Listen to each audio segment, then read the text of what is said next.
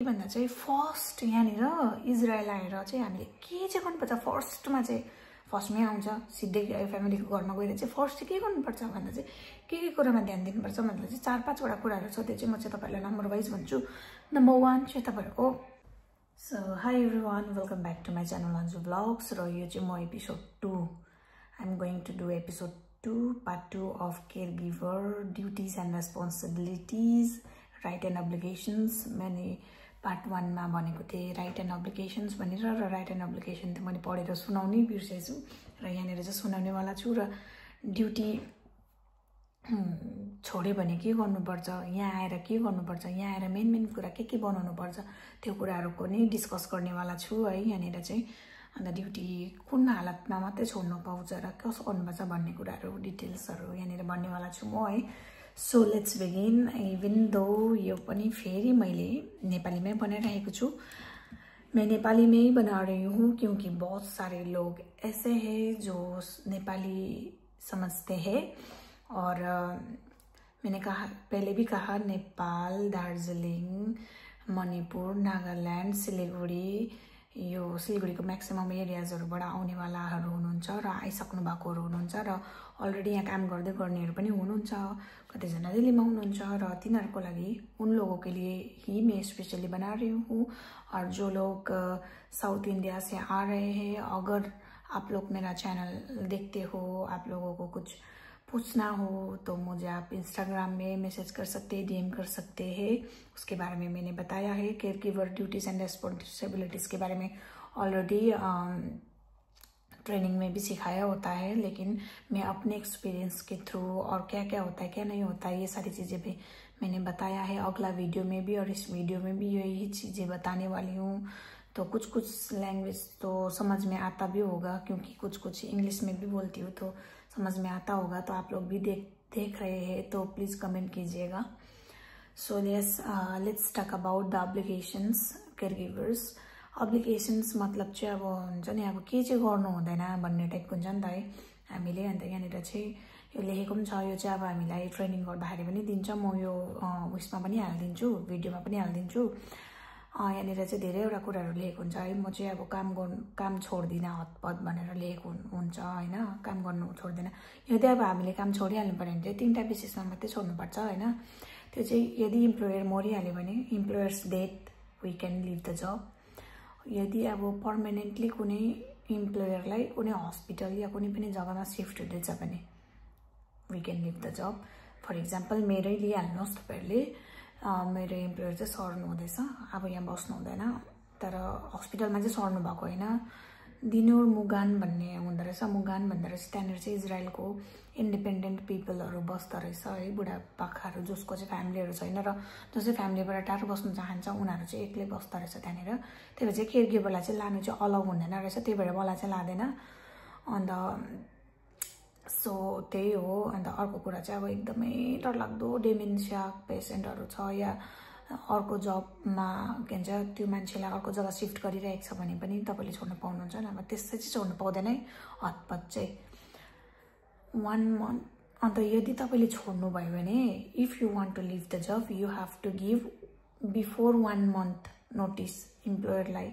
Resignation letter चाहिँ पहिल्यै 1 महिना अगाडि दिनुपर्छ कि 1 महिनाभित्रमा चाहिँ अर्को केयर गिभर खोज र त्यो 1 महिनाभित्रमा चाहिँ म चाहिँ छोडेर जान्छु भने उसले केयर गिभर पायो भने मात्रै त्यो तपाईँले चाहिँ छोडेर जान सक्नुहुन्छ आफ्नो जबलाई है। त्यस्तो पनि हुन्छ।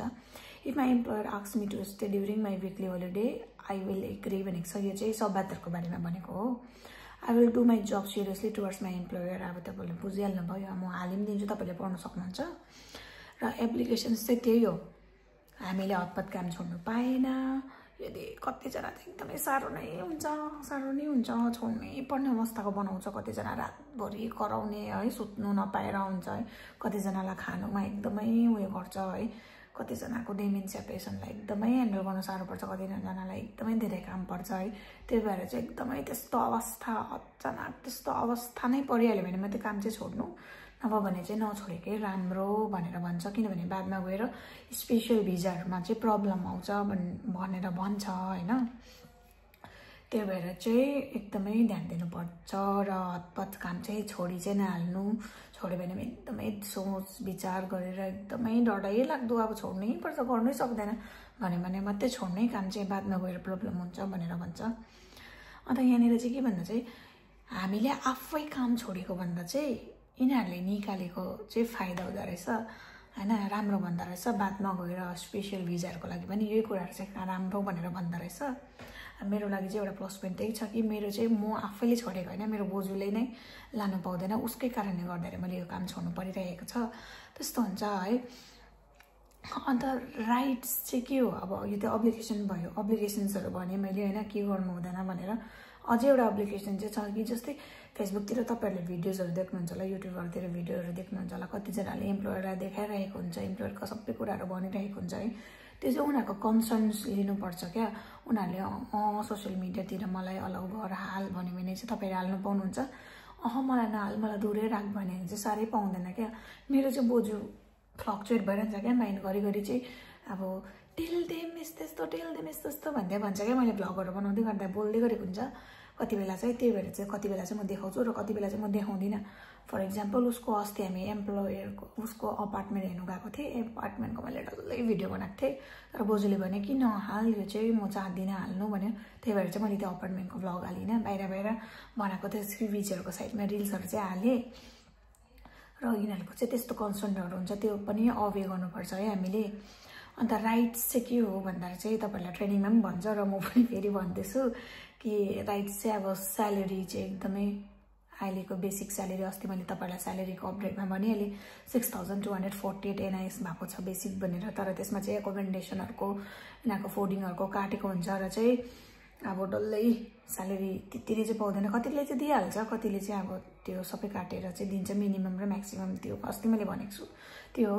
अन्त प्राइभेट रुम हुनै पर्यो, अब हामी केयर गिभर हौँ, हाम्रो प्राइभेट रुम हुनै पर्यो, प्राइभेसी कन्सर्न्सलाई लिएर हाम्रो प्राइभेट रुम र बोजू र बाजेको, बोजू या बाजे उनीहरूको आफ्नो आफ्नो रुम चाहिँ हुनैपर्छ है। अन्त होलिडेज छुट्टीहरू, अन्त जस्तै शुक्रबार शनिबारको होइन तपाईँ बस्यो भने फाइदा हो तपाईँलाई होइन, तर छुट्टी जानुहुन्छ भने चाहिँ पहिल्यै भन्नु पर्यो यदि तपाईँलाई सबै सबै देख्छ भने चाहिँ हो।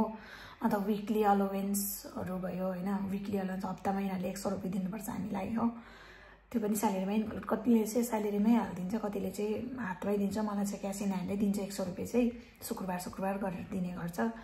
अन्त इन्सुरेन्स, हेल्थ कार्ड, अब यिनीहरूले हेल्थ कार्डहरू बनाइदिनुपर्छ हाम्रो है, 2 घन्टाको रेस्ट आवर्स, योहरू चाहिँ हाम्रो राइट्समा छ। अन्त त्यो पनि म तपाईँहरूलाई यहाँनिर राइट्स चाहिँ के हो भनेर त्यो एउटा पेजमा छ, त्यो पनि तपाईँहरूलाई म हालिदिन्छु। Employment contract, housing, work safety, salary, health insurance, annual leaves, passport, sick pay, pension sick pay पनि पाउँछ, पेन्सन पनि पाउँछ। पेन्सन चाहिँ कस्तो भन्दा चाहिँ 1 वर्ष भयो भने, त्यही भएर चाहिँ भन्छ घर चाहिँ हतपत नछोड्नु, काम चाहिँ नछोड्नु भनेर। 1 वर्ष भएको बादमा चाहिँ तपाईँहरूले आफ्नो त्यो विकली के मिलाएर पैसा पनि पाउँछ क्या, बोनस पनि भन्छौँ हामी, त्यो पनि पाउँछ है।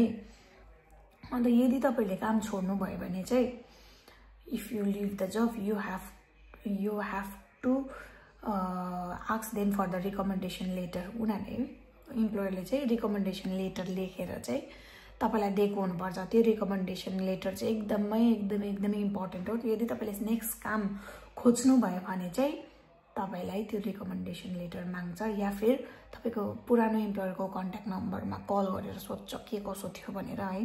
त्यही भएर चाहिँ इम्पोर्टेन्ट हो।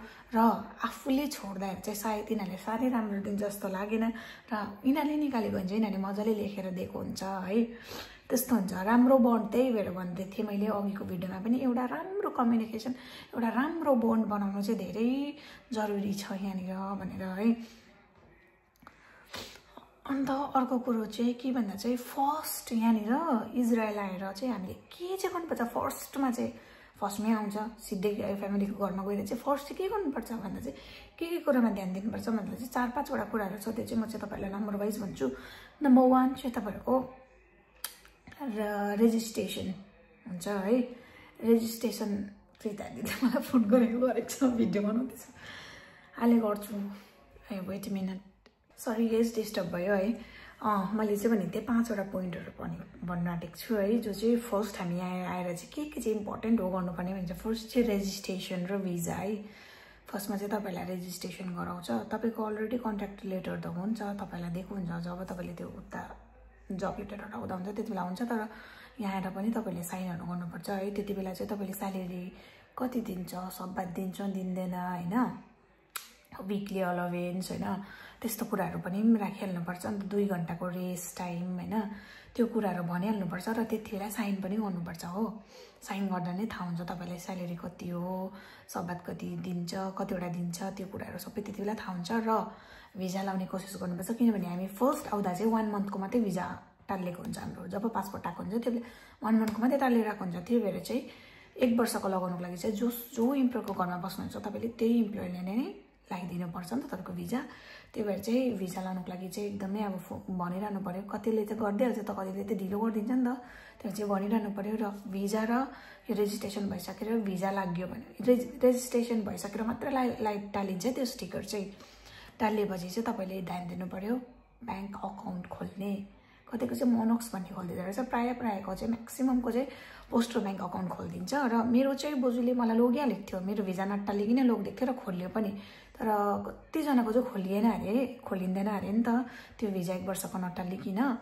त्यही भएर चाहिँ त्यो ब्याङ्कमा जाँदा ब्याङ्क अकाउन्ट खोल्दा चाहिँ तपाईको आफ्नो PAN card, Indian PAN card र पासपोर्ट हुनुपर्छ अरिजिनल।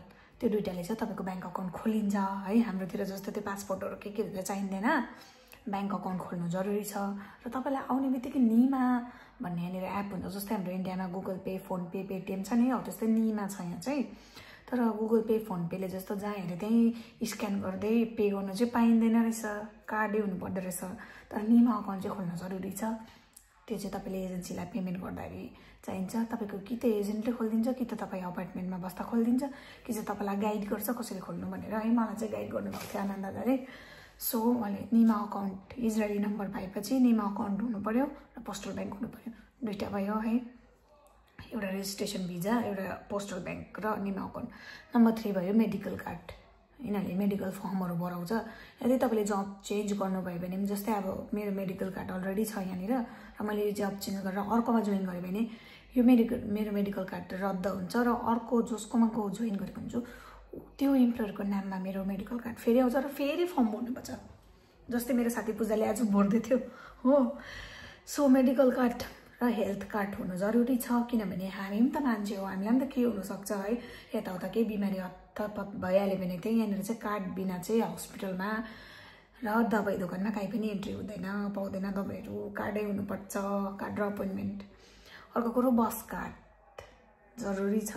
हामी जस्तो हाम्रो गाउँतिर जस्तो भाडामा यसो 2 रुपियाँ 10 रुपियाँ के भन्छ 2 रुपियाँ पर्यो, 100 रुपियाँ 50 रुपियाँ 10 रुपियाँ 20 रुपियाँ गरेर चल्दैन। बस कार्ड हुनै पर्छ।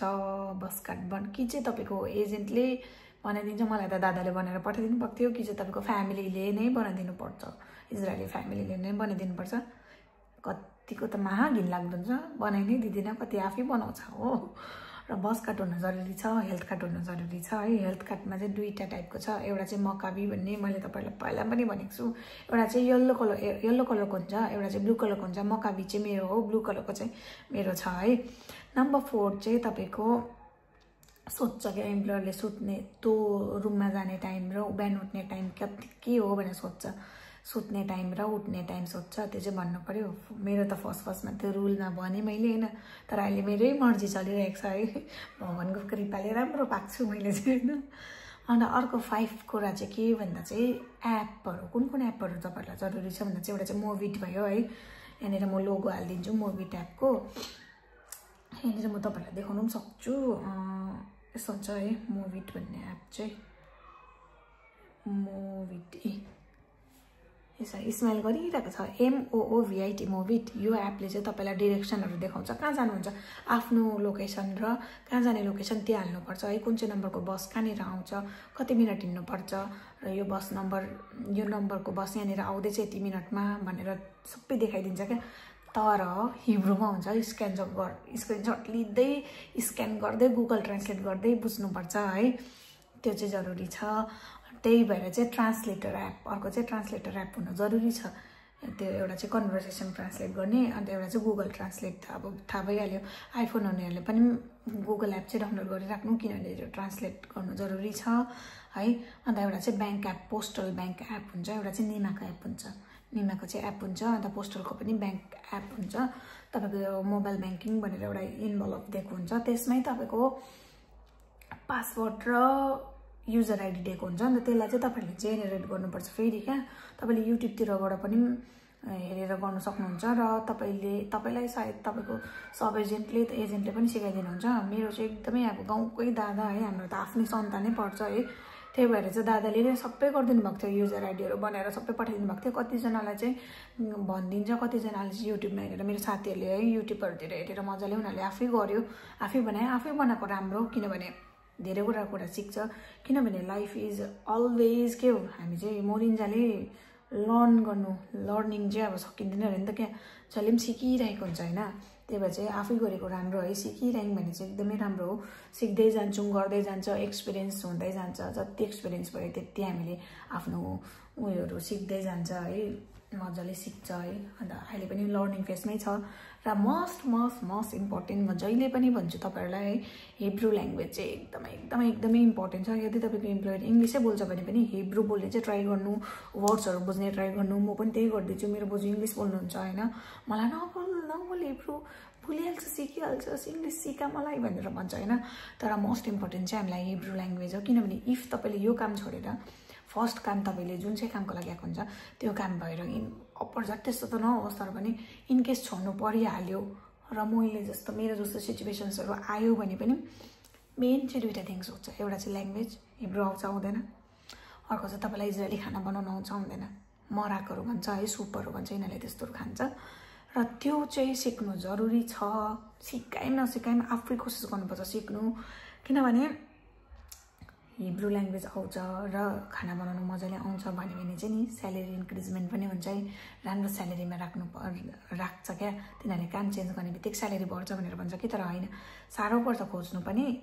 पाइहाल्यो भने पनि धेरैवटा कमीहरू के हो भने हुन्छ, तर ल्याङ्ग्वेज आउँछ, बेसिक भए पनि अलिअलि एक दुईवटा सेन्टेन्स र वर्डहरू बुझ्छ भने पनि धेरै फाइदा छ सेकेन्ड कामदेखि। किनभने हिब्रू आउँछ भने आउँदैन, भर्खर नयाँ आएको यस्तो भन्यो भने चाहिँ तपाईँलाई राख्दैन पनि, काम पाउनु साह्रो पर्छ है।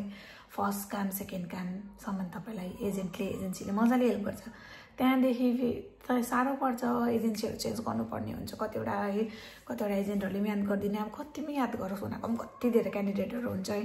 त्यही भएर चाहिँ हिब्रू ल्याङ्ग्वेज र इजरायली खाना चाहिँ मोस्ट इम्पोर्टेन्ट हो। र आई होप तपाईँहरूलाई यो भिडियो मन पर्यो होला है। पहिलाको भिडियोमा के कसो लाग्यो, के कमी थियो मलाई भन्नुहोस्। मैले यसो सुन्दाखेरि चाहिँ साउन्ड आयो बाहिरको हावाको भनेर चाहिँ सेकेन्ड भिडियो चाहिँ मैले यहाँ बसेर बनाइरहेको छु है, एकै दिनमा कभरअप गरेको, किनभने म बिर्सिन्छु नि त। र कतिवटा कुरा अझै यस्तो इन्फर्मेटिभ भिडियोजहरू आउँदैछ है, त्यो इन्फर्मेटिभ भिडियोजहरू चाहिँ म एपिसोड वाइज टक त्यसरी हाल्दै जान्छु है। कतिवटाको रमाइलो गरेको भिडियोजहरू पनि आउँछ है, दुःख सुखको भिडियोजहरू पनि आउँछ, त्योहरू पनि हेरिदिनुहोस् होला। र यो भिडियोहरूबाट सायद तपाईँहरूलाई धेरैवटा जानकारीहरू पाउनुभयो होला र आशा गर्दैछु तपाईँलाई सबै मेरो भिडियोजहरू भनेको कुराहरू मन पर्यो र तपाईँहरूले आफ्नो आइडियाजहरू पनि हाल्न सक्नुहुन्छ है। मन पर्यो भने प्लिज लाइक कमेन्ट सब्सक्राइबहरू गरिदिनुहोस्। मेरो म्याक्सिमम 78% पिपलले सब्सक्राइबै गरेको छैन है, सब्सक्राइब गरिदिनुहोस् है प्लिज, मलाई सपोर्ट गरिदिनुहोस्। तपाईँहरूको माया र सपोर्टको जरुरत छ। Please subscribe to my channel. आज के लिए इतना ही, bye bye, see you in the next blog.